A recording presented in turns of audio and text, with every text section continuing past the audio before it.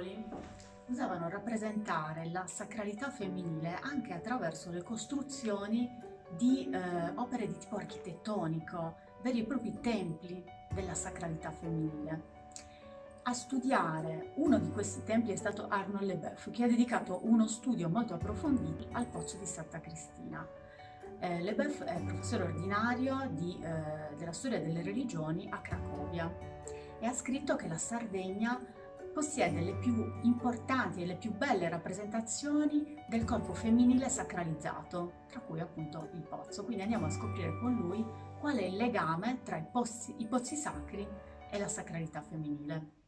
Arnold, quelle est la liaison entre les puits de Santa Cristina et la sacralité de la femme?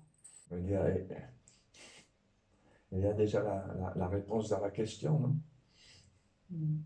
Euh, on peut remarquer que le puits de Sainte-Christine, comme d'autres puits d'ailleurs, que la symbolique des puits en général est très étroitement liée aux femmes. Savoir si c'est la sacralité, je ne sais pas. Sacralité dans le sens rituel, activité religieuse, oui certainement, les puits. Je suppose que les puits de Sardaigne étaient une espèce de temple principalement réservé aux femmes. Pas uniquement, mais principalement réservé aux femmes pour la purification en particulier, après les menstruations et les accouchements, les bains rituels des femmes pour la purification. De toute évidence, le puits de Sainte-Christine, mais beaucoup d'autres puits aussi, ne sont pas des puits pour aller chercher de l'eau de consommation courante. Il y a une source naturelle qui est à 400 ou 500 mètres du puits. On n'avait pas besoin de faire un tel monument pour aller chercher de l'eau, alors qu'on avait une résurgence d'une source naturelle pas très loin. Donc l'eau est un peu trouble, un peu laiteuse là-bas. Et ce qui montre que c'était un bain rituel, c'est que le fond du puits, il y a une banquette pour s'asseoir. Une banquette avec une partie plus profonde au milieu pour s'asseoir en cercle autour. Quand on est assis sur cette banquette, au niveau normal de l'eau, avec son trop-plein, on a de la taille jusqu'à la ceinture, donc c'est à peu près certain que c'était un bain rituel. Pourquoi tu dis qu'il existe un lien avec la menstruation de la femme? Je ne pense pas, c'est dans la littérature, on connaît cela, les bains rituels des femmes, c'est principalement dans toutes les cultures, dans toutes les cultures pour lesquelles on a des informations, c'est typique, c'est le bain rituel de purification après la menstruation, après l'accouchement, parce qu'on dit que les femmes sont impures pendant ces périodes-là. Ce n'est pas uniquement pour cet usage-là, mais en particulier, c'est une fonction très importante du mikvé, c'est le bain rituel des femmes. Et comment est-il utilisé? Précisément. Pour l'époque nuragique, on ne sait pas, puisqu'on n'était pas là, on n'a aucun document écrit, on n'a aucune description. Il devait être utilisé comme dans d'autres cultures. À Sainte-Christine, il y a une banquette au fond du puits. Donc, on peut être à peu près sûr que l'on descendait dans le puits, les femmes s'asseyaient en cercle contre les parois du puits, avec les pieds, comme ça fait une banquette dans la partie centrale qui est plus profonde. Elles avaient de l'eau jusqu'à la taille. Ce qu'elles y faisaient, si elles parlaient entre elles, si elles s'inservaient pour les rites d'initiation, par exemple, pour les jeunes femmes avant leur mariage, de leur enseigner les secrets des femmes. Est-ce qu'elles y faisaient des prières? Est-ce qu'elles y chantaient? On n'en sait rien, on ne sait pas. La disposition architecturale du fond du puits, c'est de toute évidence un bain rituel. Ok. Et tu as fait une étude sur la Lune, précisément. Oui. Tu veux m'expliquer? L'astronome Proverbio de Cagliari a présenté dans une conférence internationale d'archéoastronomie son étude sur le puits de Sainte-Christine. L'hypothèse qui était présentée par... je n'arrive pas... Voilà. Carlo Macchia, Lello Fadda et Eduardo Proverbio en 1973 ont publié, donc Proverbio avait présenté à cette conférence la recherche de ces trois auteurs. J'ai écouté cela, ça m'a beaucoup intéressé. Leur théorie, parce que c'est leur idée, c'est Macchia principalement qui avait eu cette idée-là, disant que les proportions architecturales du puits étaient telles que la lumière de la Lune entrait par l'orifice supérieur et venait illuminer le miroir d'eau au fond du puits, une fois tous les 18-19 ans. Ça m'avait beaucoup intéressé parce que j'avais terminé un travail sur les lunistices, c'est-à-dire les extrêmes lunaires, dans les Pyrénées, dans une cathédrale paléochrétienne de Saint-Lizier. Ça m'avait beaucoup intéressé, mais je n'avais pas l'occasion de venir en Sardaigne. Et puis quelques années plus tard, c'est-à-dire en 2005, j'étais invité à la conférence de la SEAC à Issylie. Et on nous a invités à visiter divers monuments supposés à fonction astronomique. Lorsque je suis arrivé à Santa Cristina, il y a plusieurs choses qui m'ont frappé énormément. La première, c'est la qualité absolument extraordinaire de l'architecture. D'un point de vue technique, d'un point de vue de la maçonnerie, d'un point de vue du travail des pierres, et plus encore de la qualité, de l'excellence de l'architecture, de ses proportions et du travail des pierres. Et aussi la sobriété, la richesse, les effets optiques. Oui. Tu as fait des photos qui... Parce qu'avec les bandes des niveaux de pierre superposés qui laissent un petit espace et qui viennent éclairer, on a des effets optiques qui sont dignes du meilleur op art qu'on avait il y a quelques années. Il y avait toute une école d'art optique.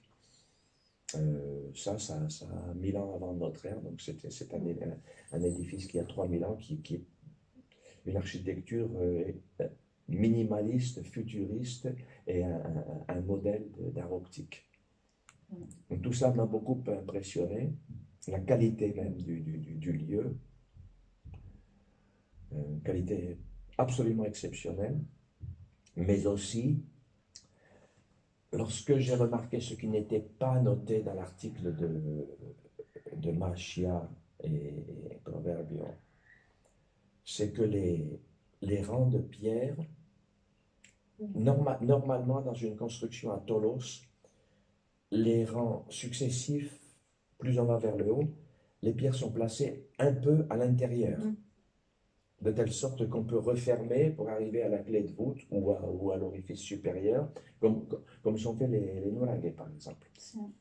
Les rangs de pierre vont en rétrécissant, c'est-à-dire chaque pierre est posée un peu à l'intérieur de la précédente. Ici, c'était le contraire. Chaque pierre supérieure commence un peu en retrait et est inclinée pour dépasser. S'il est exact que la lumière de la Lune descend jusqu'au plan d'eau, une fois tous les 18-19 ans, pour le cycle du nœud de l'orbite lunaire, qui est un cycle des éclipses, peut-être que ce n'est pas uniquement une particularité de l'architecture rituelle. Peut-être que c'est un véritable instrument scientifique, c'est-à-dire un instrument de mesure, parce que si la Lune vient, la lumière vient taper sur les différents rangs, on peut appeler des graduations, ces rangs de lumière peuvent servir de graduation, on peut compter exactement l'altitude de la Lune, on peut observer l'altitude pendant tout le cycle ou une partie du cycle. Donc peut-être que ce n'est pas uniquement un aspect symbolique de ce puits, mais que ça a été construit comme instrument, un instrument précis pour l'observation de l'altitude de la Lune lorsqu'elle passe au méridien, et donc des lumistices. Sì, parce que dans le point de vue architectonique, il n'y a pas une fonction immédiate. Non, c'est même une curiosité, parce que si on a des angles vifs qui dépassent, et l'autre pierre vient au-dessus comme cela, cet angle est à vif. Donc si on jette des pierres du haut, s'il y a un accident, c'est beaucoup plus fragile. Normalement, on ne construit jamais de cette manière-là, parce que ça fragilise beaucoup le bord de la pierre. Donc ça devait avoir une autre fonction. Et la troisième chose que j'ai remarqué aussi très rapidement, en arrivant lors de ma première visite, c'est que tous les rangs de pierre sont de même taille, entre 29 et 30 cm de hauteur, tous les rangs de pierre, sauf un, qui est exactement au milieu et qui fait 45. Donc si c'est pour l'observation de la Lune, la nuit, on est dans une chambre obscure. Si on est dans une chambre obscure, on n'a pas de point de référence pour pouvoir compter le nombre de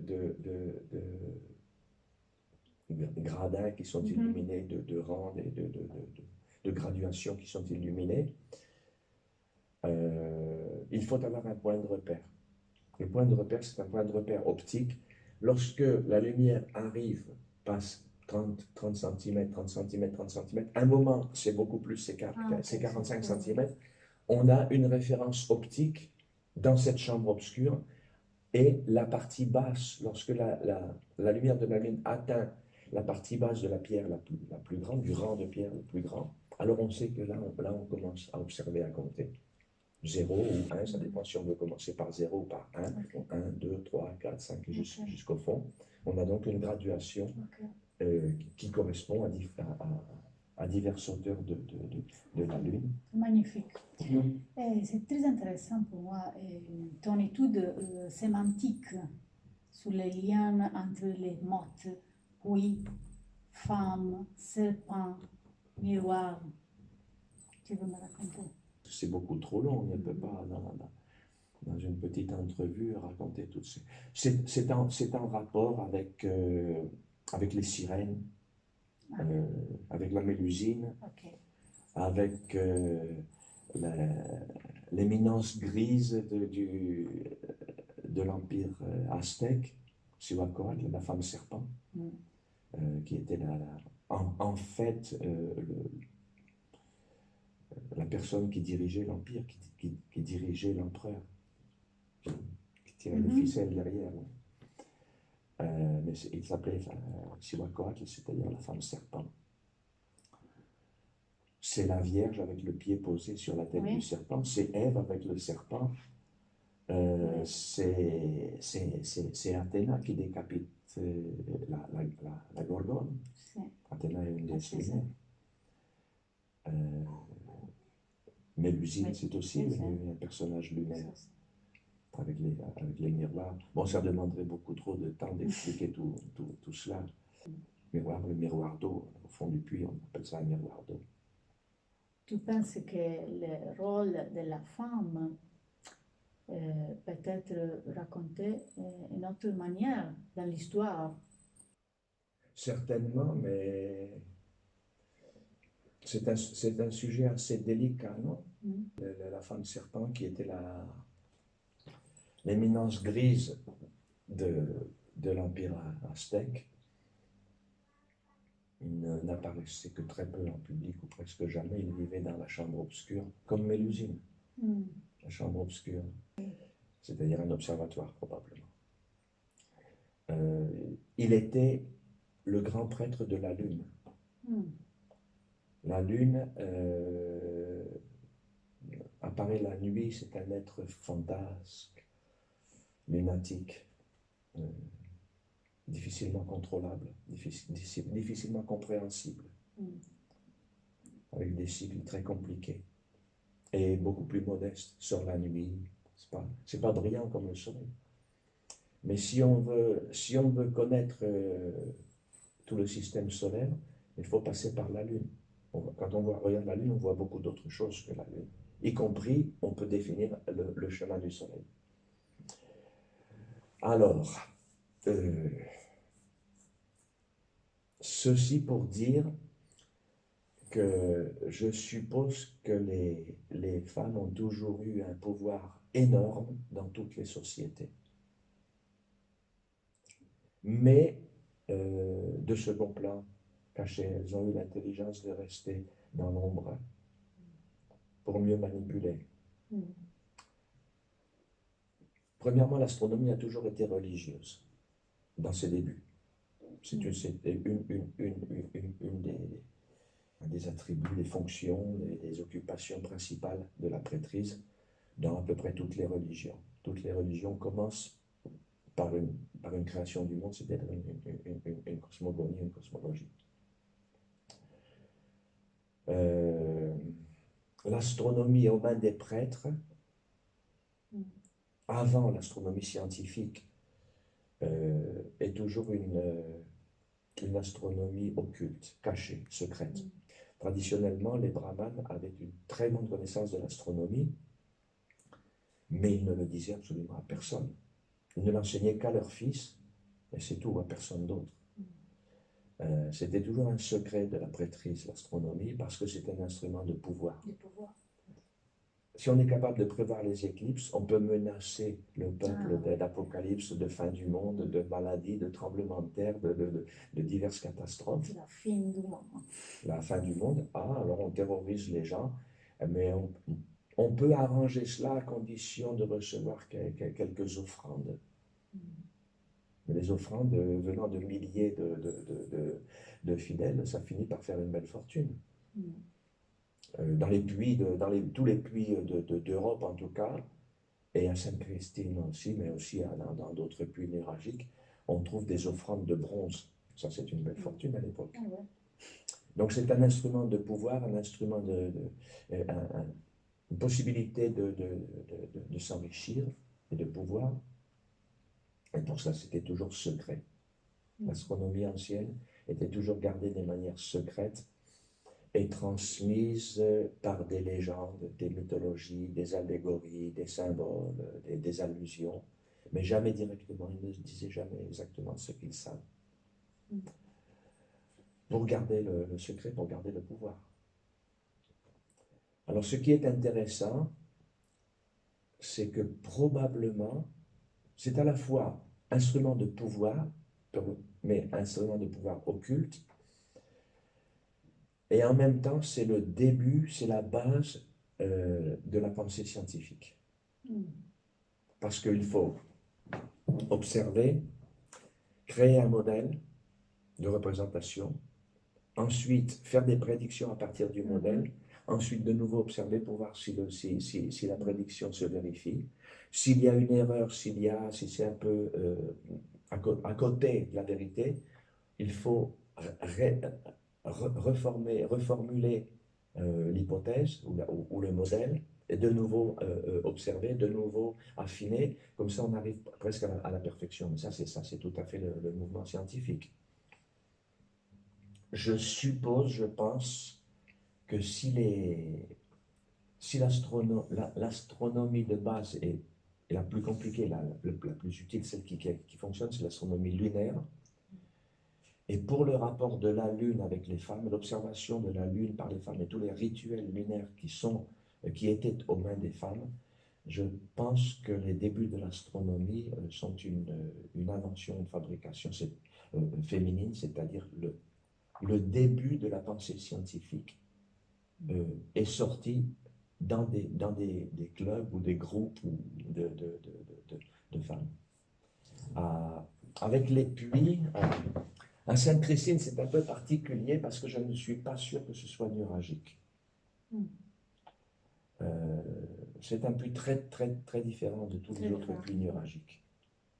Alors, je pense qu'au début, on a construit des puits avec des pierres brutes, des pierres non travaillées, que les femmes allaient au fond du puits pour se baigner ou pour puiser de l'eau, pour se laver, pour se baigner de manière régulière et principalement la nuit, parce que souvent c'est bains rituels pour des raisons de pudeur, de secret, pour différentes raisons, souvent c'est la nuit. Souvent, je suppose aussi qu'on profitait de la lumière lunaire, parce que si on va la nuit, il faut de la lumière. On ne va pas quand il fait nuit noire et qu'on risque de tomber, qu'on n'y voit rien du tout. Donc, avec la pleine lune ou à proximité de la pleine lune. Je suppose que les femmes qui se réunissaient, qui n'allaient pas seules, qui allaient à plusieurs, qui allaient en groupe se baigner, ont dû remarquer, lorsqu'elles se baignaient dans l'eau du puits, au fond, ont dû remarquer quelquefois que la lumière de la lune descendait et venait se baigner avec elles. Et comme dans beaucoup de religions, la lune, c'est la déesse lunaire, c'est une déesse de la féminité, une femme. Ça a dû les impressionner beaucoup, hein, ces femmes, de voir que leur déesse, la déesse lunaire du ciel, vient se baigner avec elles jusque dans l'eau. Ça a dû les impressionner beaucoup, comme une théophanie, l'apparition de la déesse au fond du puits qui vient se baigner avec les autres femmes. Et d'autres femmes ont dû dire, ah ben non, mais j'ai déjà vu ça lorsque mon premier ou mon deuxième fils est né, j'étais me baigner et la lune est aussi venue avec nous.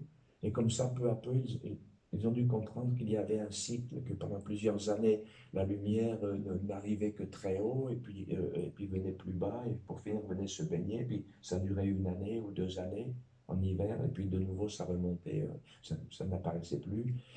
Elles ont dû comprendre qu'il y avait une régularité, un cycle là-dedans.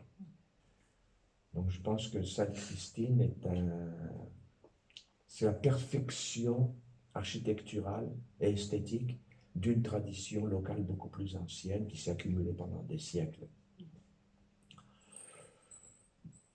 Que les puits soient associés aux femmes, on en a un autre exemple tout à fait évident, c'est que la plupart des puits ont des noms de saintes et non pas de saints. Santa Cristina, Santa Anastasia, Santa Vittoria. C'est la continuation d'un culte féminin, un syncrétisme religieux comme continuation des divinités anciennes